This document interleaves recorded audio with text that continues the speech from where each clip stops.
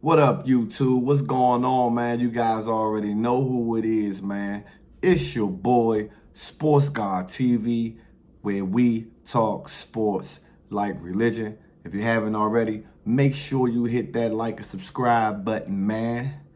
Hit that notification bell so you can get notified when I upload. Share the content, jump in the comments. Let's get it cracking. Yes, sir. Week number nine. Recap, which did not go well, followed by week number 10 predictions. You hear me? Week number 9, man, I went 2-4 with the picks, man. 2-4 was a bad week, man. The NFL had a lot of weird things going on last week, man. But I'm gonna start off with the recap of week number 9. I picked the Patriots. They were at home. Obviously, the Patriots are not the same Patriots of old. I thought that Bill Belichick would be able to muster up a good enough game plan to upend my Washington Commanders. I did not know, this is a fact that I did not know, that Ron Rivera teams were undefeated versus Bill Belichick. First look at the Commanders defense without two of their star pass rushers in Montez Sweat and Chase Young. The defense actually did not produce not one sack in that game versus the Patriots, but somehow came up with an interception late in the game to get the victory there in Foxborough, 20-17. Something to note about that performance, another 320 plus yard day for Sam Howell, which actually puts him behind Patrick Mahomes when it comes to passing leaders in the NFL. Sam Howell has now thrown for 2,471 yards so far in his quote-unquote rookie campaign as a starter quarterback in the National Football League. Chiefs versus Dolphins, you know, that was an early game. Got up real early to watch that. I had picked the Dolphins plus the points, which was 2, went up to 2. But the Chiefs went ahead and took care of business, 21-14 versus the Dolphins. The Chiefs defense is for real. The way they bottled up Miami. Miami didn't help themselves either.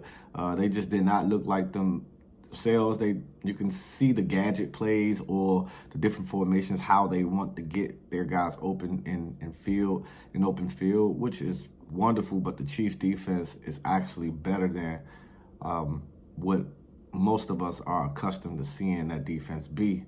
One of the games that I won was the Ravens and the Seahawks, and it wasn't even a contest. Baltimore was actually showing why they potentially could be the best team in the National Football League. I mean, they pounded Seattle 37-3 up in Baltimore, where they get rough, rugged, and raw. And the Ravens are riding a 4-game winning streak going into a big divisional game in Week 10 that I will talk about after I finish the recap. The Vikings beat the Falcons 31-28. I had the Falcons. I thought Taylor Heineke could juice up the troops. And considering that Minnesota was minus Kirk Cousins, I thought that would be enough for the Falcons at home to beat the Minnesota Vikings. But which is funny about that contest is that Josh Dobbs, who had just recently signed that week, wasn't at first expected to play in the game. He didn't even really know the playbook, but the guy went out there, man, and had a wonderful performance. And he couldn't even really tell you who on the roster. You know, I seen a quote flying around somewhere where he said, man, if you asked me to name a certain amount of players on the team, he wouldn't been able to do it right offhand because he literally just getting there. But it was enough for him to help Minnesota get a victory and keep them alive and well when it comes to their division as far as winning it. One of the other games of the weeks I spoke about was the Eagles and the Cowboys. And the Eagles, I lost that one as well. I took the Cowboys plus the points. The Eagles won 28-23. That was a really good game. Cowboys came really close to actually pulling off the win there in Philly.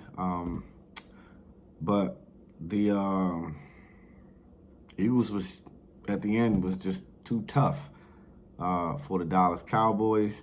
And the last game that I picked, that I felt like who was going to win, which did cash for me, was the Steelers versus the Titans. I took the Steelers due to the inexperience of Levis at the quarterback. Steelers didn't do nothing spectacular. It was 20-16. They were in position to win the game, meaning the Titans. Just a bad throw, were trying to force a throw and then make a play, and it was intercepted. And the Steelers went ahead and took that victory. Now, moving on to week number 10, tonight's game, which is a stinker, man. I mean, both of these teams stink. This is like the toilet bowl.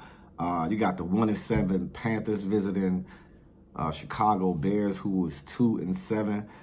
The Bears are favored by 3, and the over and under is 38.5.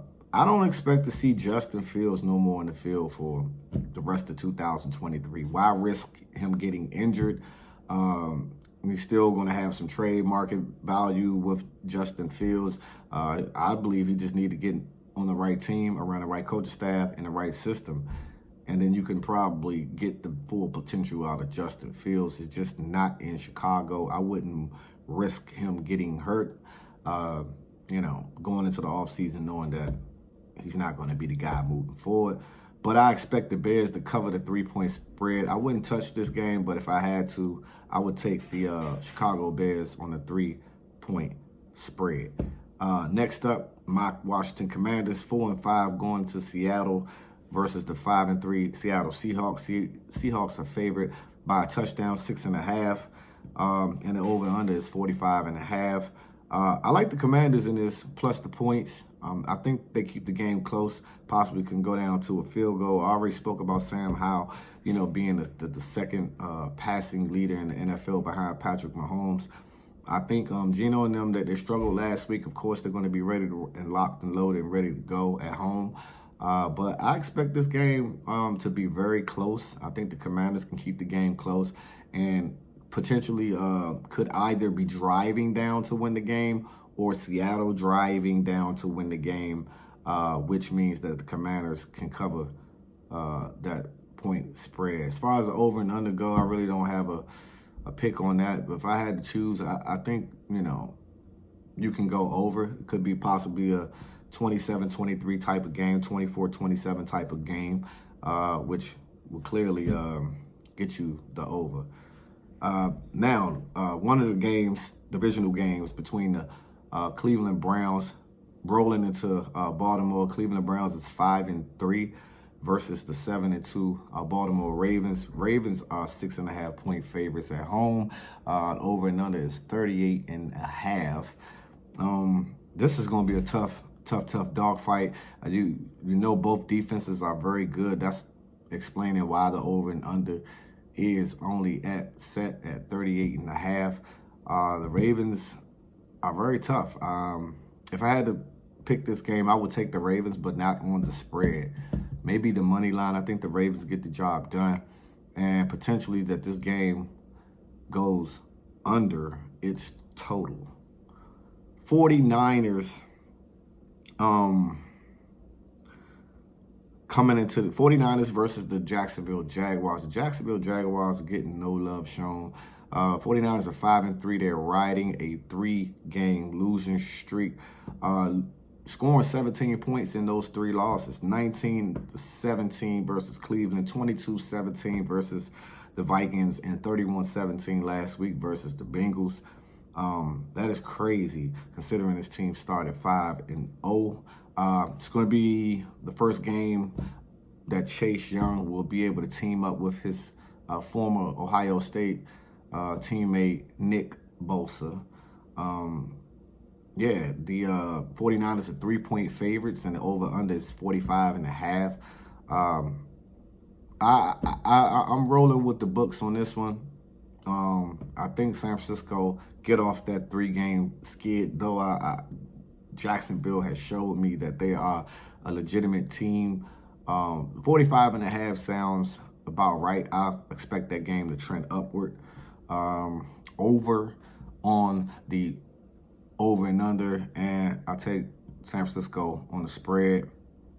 Then last but not least, man, 5 picks. You got the 4-4 Houston Texans. Yeah, I'm talking about the Houston Texans versus the Cincinnati Bengals, the red hot Cincinnati Bengals, that is. 5-3, 7-point favorites at the house. Over and under is 47.5. Now, rookie C.J. Stroud, man, throwing for 2,270 yards, 14 touchdowns, and 1. That's right. You heard it right. 1 interception on the season.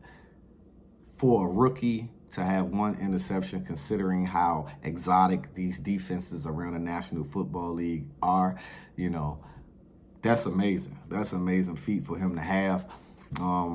And they play tough, man. They're a surprising team in the NFL this year. But I think the Bengals have hit their stride. Joe Burrow appears to be 100%. Him and Jamar Chase is building that chemistry back. The Bengals are starting to look like the team that has been in the Super Bowl and in Super Bowl conversations as of recent, the last few years. So I expect the Bengals to win this game and cover the spread. Over and under, that's potential, man. But I see this game going under its 47.5 point total. Yeah, man. What you guys think, man? Drop y'all picks in the comment section, man. Share the video, man. Share the content. Jump in the comments. It's your boy Sports Guy TV, where we talk sports like religion. And I'm out. Till the next time.